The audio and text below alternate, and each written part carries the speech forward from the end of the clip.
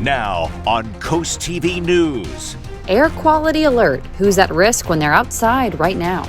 Charter school closes. Where students can go next year as base loses its charter. Ocean City development plans for the former Roses. This is CoastTV News at 6. From above, poor air quality grips Delmarva. Good evening. I'm Madeline Overturf. And I'm Charlie Sakatis. Welcome to our News at 6. Our top story tonight, a weather doubleheader of sorts. Poor air quality and drought. The hot and calm conditions prompted an air quality alert. It's code orange, meaning it could be unsafe to go outside for older people or those with COPD. Meteorologist Bob Trihey talked to those suffering the repercussions and how it's keeping them indoors. Temperatures are soaring and the air is still, the perfect combination for poor air quality. I can't stay outside. I love my gardening, and I can't stay out very long. Karen Greenwald suffers from respiratory issues that make working in the garden difficult. I could spend all day outside working, but not lately. I'm out 15 minutes, come back in, wait till the sneezing's gone, and maybe go back out. With the code orange in place, that means the air quality is poor and unhealthy for certain groups, especially if you suffer from COPD. That's why it's very important to see your doctor. So you're going to see poor air quality through much of all of the sort of spring, summer, even into the fall.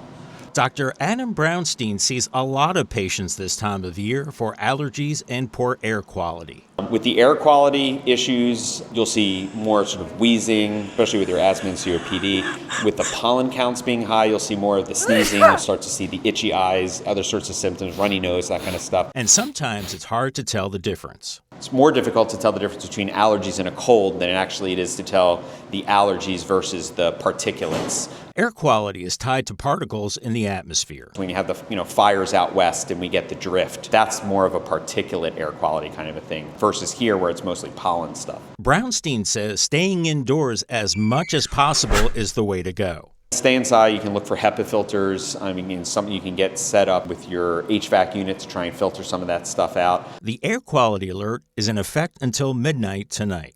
For CoastTV, I'm Bob Trihey. And while many of us have been enjoying the sunshine, Delmarva's farmers are watching the skies for something else. A persistent lack of rain is raising issues about crop health in the months ahead. CoastTV News reporter Nicole Richter live in Millsboro. Nicole, rain levels just have steadily declined throughout the state.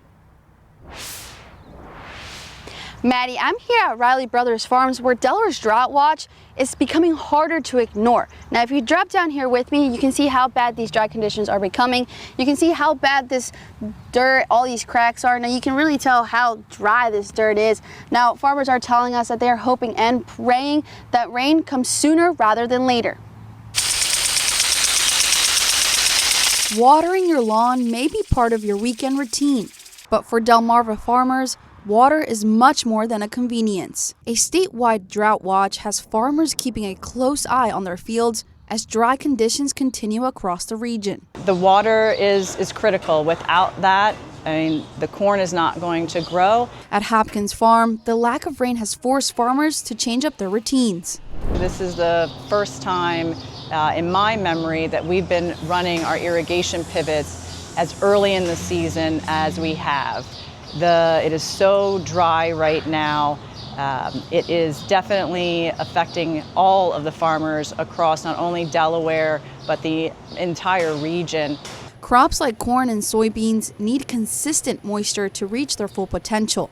But it's not just row crops feeling the impact. At Riley Brothers Farm, dry conditions are also affecting the pastures and hay that help feed livestock. It affects our pasture quality, and it affects hay growth. And hay growth, it's kind of a catch-22 because you need the rain for the hay to grow, but then you need a time period where it's dry so you can harvest your hay. Riley says dry conditions can create a chain reaction that affects the cost of keeping animals fed. It's crucial because we have to have feed for our livestock, and if corn and soybeans dry up, then feed prices go up and hay prices go up. Our meteorologists say we need a significant amount of rain, possibly even a tropical storm or hurricane, to really get back to normal. Now what you see here right in front of me is water for the cows as dry conditions get hotter out here for them. Now this is the second dry spring on record. Reporting live in Millsboro, Nicole Richter, Coast TV News. As we take a live look now outside into Lewes, our First Alert Chief Meteorologist Paul Williams joins us now with a look at our weather. Good evening, Paul. Good evening. Got a couple of things to update you on. First of all, we have the active air quality alert for Sussex. That is also inclusive of the entire state. So because of the stagnant air, as Bob brought out in his story, we have a problem with the heat cranking up, especially for tomorrow. That may be extended into tomorrow.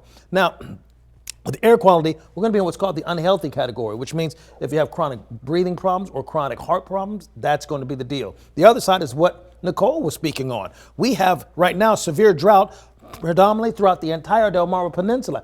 These are two basically branches from the same tree of concern because of the lack of moisture or rain, and you combine that with the increasing heat and humidity. And then we have in our near future no real chances of rain here because we may get a little bump maybe for Sunday. That's like a 15% chance of rain there. And we bump it up to maybe something a little better on Thursday, up to a 35, maybe even a 40% chance of rain. But that's not necessarily a sure bet as well. So we're dealing with a chronic lack of rain. And unfortunately, it doesn't look like it's going to get any better. Thank you, Paul. This brings us to our Coast TV poll. We want to know, what about the drought watch specifically, worries you most? Let's take a look at the results from last hour. Well, still 78% say farmers hurt. And if you want to vote, that QR code, you can just scan it right now. Our other options here are higher bills, dry wells, plant losses, and water shortages. And we will see updated results tonight on Coast TV News at 11. Persistent drought conditions on Delmarva are contributing to the risk for brush fires. There were 2 brush fires several hours apart yesterday. The second brush fire sparked up in Accomack County last night near Hallwood. Fire officials say because of the dry conditions, high temperatures, and the winds, while those fires were contained, they are likely to smolder for days, and summer is not expected to help conditions. The Brian Allen Stevenson School of Excellence is officially closed. Today was the last day of school after the Delaware Department of Education revoked the school's charter in March, citing poor finances, enrollment, and daily operations. Coast TV News' Brandon Ferguson in our newsroom. Brandon, Base opposed losing its charter, but they had to close anyway.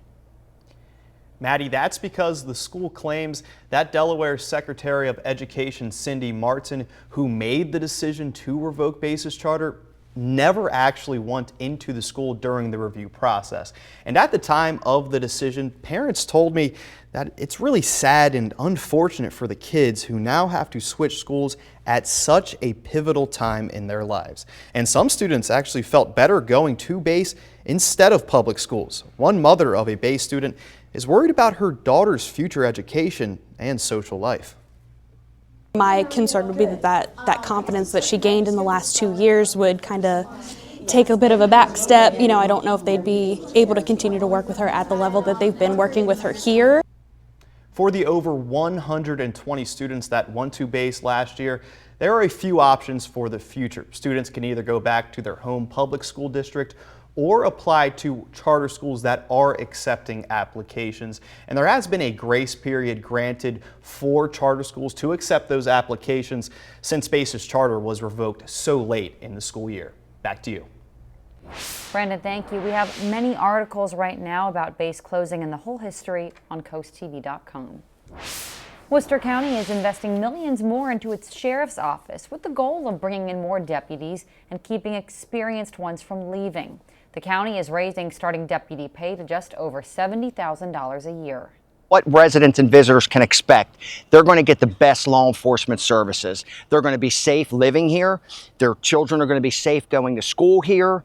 And when they come into our resort towns, they can expect that the Worcester County Sheriff's Office is going to have remarkable working relationships with our allied partners. The new pay scale puts Worcester closer to neighboring agencies like Wicomico County at a similar salary, competing for the same pool of applicants. Redevelopment is now underway at the former Ocean Plaza Mall site in North Ocean City, where the iconic Roses was. Continental Realty Corporation says the long vacant property on Coastal Highway will become Bayside Shops at 94th, featuring a new 48,000 square foot Acme Markets and additional retail space. If you need more of a visual, here is where all that is going. The project replaces the former Roses store site and is expected to be completed in late 2026 or early 2027. And we're just getting started this evening. A new market for fresh produce, Hopkins Farm's latest expansion. And we need rain, so since we're not getting any, here's your sprinkler forecast that you're going to need to keep it on throughout the morning and mid-morning and early afternoon hours, and we'll talk about that heat as well. But first, integration efforts in Milford. We look back on American history on Delmarva when we return in just 60 seconds. This is Coast TV News at 6. America 250 on Delmarva, brought to you by County Bank. In 1954, 11 teenagers, who would later be known as the Milford 11, made history in Delaware by attempting to integrate the all-white Milford High School. 3 months after the landmark ruling by the U.S. Supreme Court, a petition was submitted to the Milford Board of Education requesting integration. On September the 8th, 11 African-American 10th grade students were admitted to the district's high school located at Lakeview Avenue. It led to opposition to desegregation and the closure of the school. The situation escalated when the founder of the National Association for the Advancement of White People, Brian Bowles, rallied thousands of supporters to keep segregation in Milford. There was an attempt to reopen the school later that month. Less than a third of Milford students attended. Other schools in Sussex County closed as a result. Due to concerns for the safety of the Milford 11, they were removed from the school and enrolled in schools in Dover and Georgetown. It would take another 8 years until integration of schools in Milford resumed. A historical marker at the school honors the Milford 11 and their legacy. It's a complicated world where everything feels louder and faster. The headlines, the noise, the constant change. But here along the water, where the trees bend with the wind and the sun still finds its way through, something calmer endures. Neighbors helping neighbors, local businesses thriving, a community deeply rooted. Even in a complicated world, what matters most hasn't changed. County Bank, 35 years of growing something bigger than ourselves. County Bank, member FDIC. For the next couple of days, we're going to feel like summertime, brace for yet an extended situation as it pertains to the drought. So you got to be careful about how you use your water. Not only that, but now we have air quality concerns, which is supposed to cut off by midnight tonight, but don't be surprised if it goes into tomorrow. Ocean City, we're at 87 degrees, and we'll drop to 72 by 10 o'clock with a few scattered clouds here and there. So air quality, that's in effect for us throughout Sussex. Now, that's also throughout the region as a whole, which includes Kent as well as Newcastle and over towards the Jersey area, and it jumps right across the water over into the Annapolis and D.C. area. We had a high today of 91 degrees, 91 for us in Salisbury and 90 for the high in Ocean City. And that's well above the 79, which is the norm for this time of the year. Second thing we watch out for, the lack of rain. In this month, we're already a half inch shy from where we should be because we've got zilch, zero, nothing.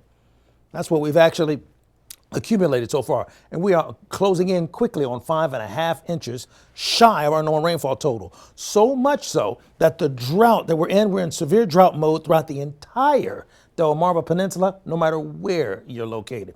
Temperatures are right now starting to crank up a little bit more, so that exasperates the problem because it's hot as well. 89 in Milton right now, 90 in Millsboro, 89 in Gumboro, as well as Del Mar. So first of all, what are we expecting tomorrow? Winds out of the southwest. That's a dry, warm wind.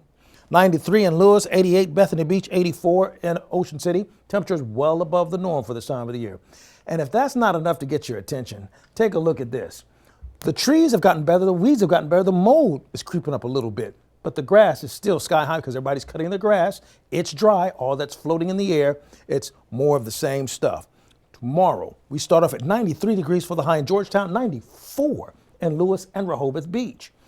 Then Over towards Vienna, we're going to warm to 92 along with Federalsburg, and then we'll reach the 90s, Snow Hill, Berlin, as well as Ocean City. On top of that, I know I got a lot I'm throwing on you, but just keep this in mind, all from the same tree here. The UV index is going to be a level 9. Now, 8 to 10 is very high, so we're not far from extreme. And this has been a long time coming. It's been happening. In fact, it's been so extreme, I'm getting a sunburn occasionally because I'm walking outside. So now I have to be careful. So if I have to be careful, chances are, yeah. So we take a look at Saturday, starting off at 63, ending up into the 90s. A few scattered clouds. Sunday, when we were hoping for a little rain, find some green. Can't find any. So that chance of rain just out of here. So high pressure in place for today, tomorrow going into Sunday. Blistering 90s in play until we get to Monday. Here's a look at your 7-day forecast. We will cool off on Monday and perhaps have a better chance of rain by this next Thursday. Thank you, Paul. Ever dreamed of owning your own private island? Yes, I have. That's not it. Now you can now you can have $11 million. If you have $11 million, you can get one. Goose Island in Ocean City is being marketed as the Bay's only private island estate, offering more than 3 acres of waterfront property just blocks from the boardwalk. The house is 5,000 square feet. You get there on a private 120-foot bridge from Mallard Island. The Delmarva Sports Network from the Wawa Studios. Sussex Central Baseball might have entered the state tournament as just the 8th seed, but the Golden Knights had the golden jewel in Ozzie Kelly, the Delaware Gatorade Player of the Year.